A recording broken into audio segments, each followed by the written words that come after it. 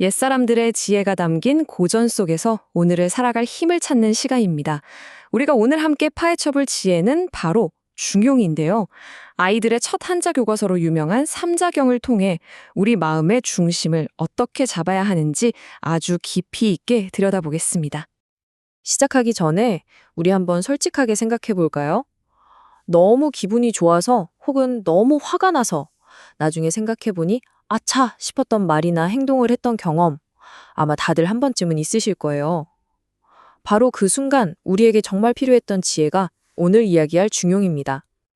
자, 그래서 오늘은요. 먼저 삼자경이라는 옛날 책부터 시작해서 중용이 대체 무슨 뜻인지 확실하게 알아볼 거고요. 구체적인 이야기를 통해 감정에 치우치는 게 얼마나 위험한지 느껴볼 겁니다. 그리고 여기서 끝이 아니라 이걸 우리 일상에서 어떻게 써먹을 수 있는지 마음의 중심을 잡는 훈련법까지 차근차근 알려드릴게요. 좋습니다. 그럼 모든 지혜가 시작되는 곳이죠. 삼자경의 한 구절 바로 만나보시죠.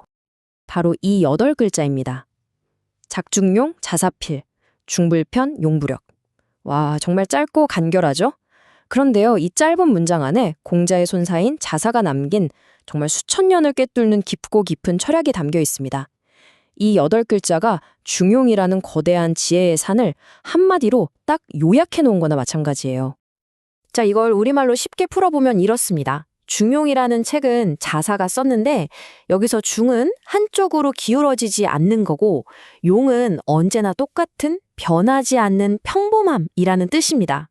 그러니까 막 기쁘거나 슬픈 감정의 파도가 몰아칠 때 거기에 휩쓸리는 게 아니라 딱 마음의 중심을 잡고 있는 상태, 바로 그걸 말하는 거예요. 알겠습니다. 그럼 이 중용이라는 거 대체 뭘까요? 감정의 저울 위에서 균형을 잡으라니 이게 무슨 의미인지 좀 더 파고 들어가 보죠. 그러니까 중용은요, 크게 두 가지 뜻이 합쳐진 말이에요. 하나는 너무 과하거나 모자라지도 않은 딱 그 중간 길, 중도고요. 다른 하나는 시간이나 장소가 바뀌어도 절대 변하지 않는 올바른 원칙 같은 거죠. 이 두 가지가 합쳐져서 중용이 되는 겁니다. 자, 한번 우리 마음을 그림으로 그려볼까요? 잔잔하고 고요한 호수 같은 상태. 이게 바로 중, 즉 마음의 중심을 딱 잡고 치우치지 않는 상태예요. 반대로 막 폭풍우가 몰아치는 바다처럼 감정이 한쪽으로 확 쏠릴 때 이게 바로 편입니다. 기쁨이든 분노든 이 거친 파도에 휩쓸리면 어떻게 되겠어요? 바로 중심을 잃고 실수를 하게 되는 거죠. 근데 이게 말로만 들으면 좀 막연하게 느껴지시죠? 그래서 제가 아주 현실적인 이야기 2개를 가져왔습니다. 두 학생의 이야기를 들어보면, 아, 이게 그거구나 하고 딱 감이 오실 거예요. 자, 첫 번째 학생입니다. 이 친구가 시험을 너무 잘 본 거예요. 기분이 구름 위를 둥둥 떠다니는 것 같았겠죠? 근데 그 들뜬 마음에 너무 취해서 하필이면 시험을 망쳐서 시무룩해 있는 친구 앞에서 자기 자랑을 막 늘어놓은 거죠. 일부러 상처 주려고 한 건 아니었을 거예요. 그냥 너무 좋아서 그랬겠죠? 결과가 어떻게 됐을까요? 맞아요.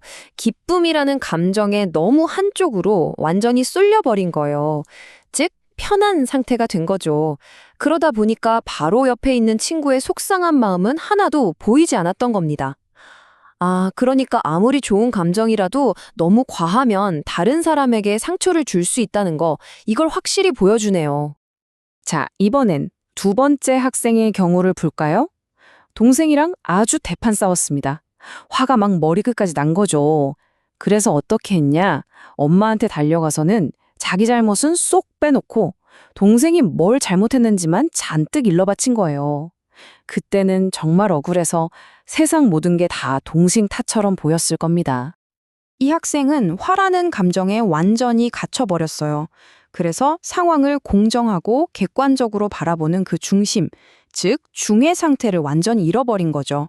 그러니까 자기 입장만 보이게 되고 결국 문제는 해결되기는커녕 더 꼬여버렸을 겁니다.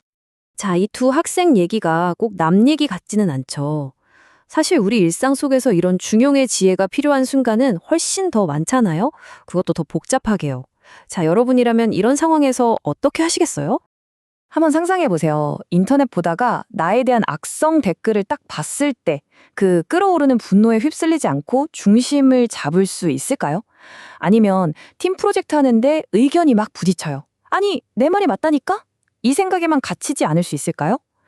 SNS 속 다른 사람의 화려한 모습과 나를 비교하면서 우울해질 때 그 감정의 파도에서 벗어나서 변치 않는 나의 가치를 지켜낼 수 있을까요?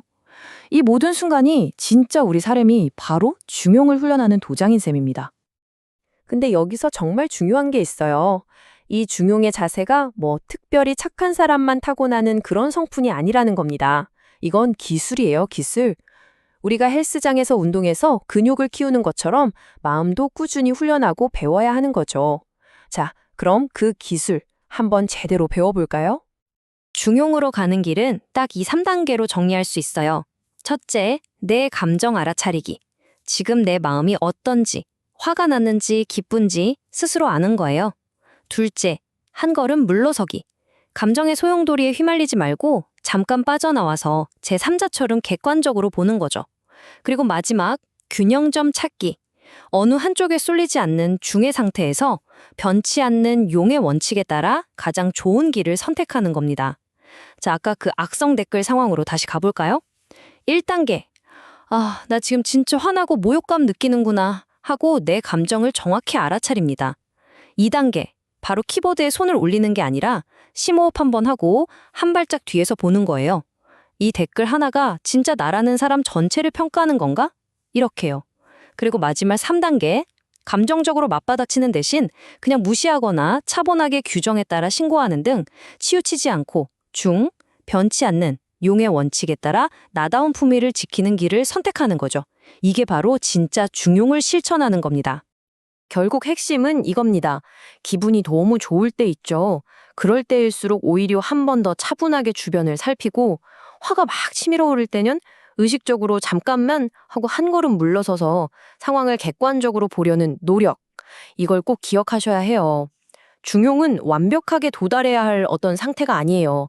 그 중심을 향해서 계속 애쓰는 과정, 그 노력 자체가 바로 중용인 거죠.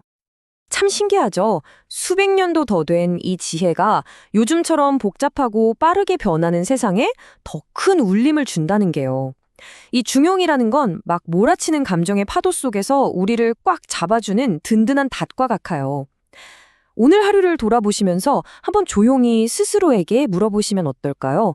지금 당신의 마음은 어디에 중심을 주고 있나요?